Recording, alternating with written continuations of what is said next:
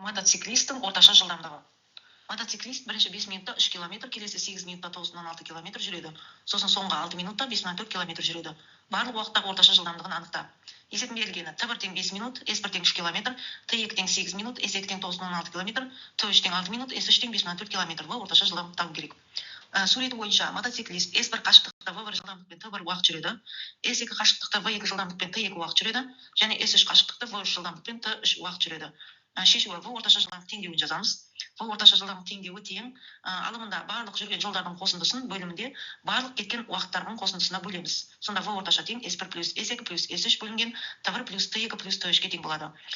Есептің берілгендегі километр қашықтықтарды метрге айналдырып аламыз, және уақытты минуттан секундқа айналдырып аламыз. Осыдан орнына сан мәндерін қойып орташа жылдамдықты анықтаймыз. V орташа тең 3000 метр плюс 9600 метр плюс 5400 метр бөлінген 300 секунд плюс 480 секунд плюс 360 секунд тең есептегенде 15,8 метр секунд шығады. Сонда мотоциклисттің орташа жылдамдығы 15,8 метр секунд болды.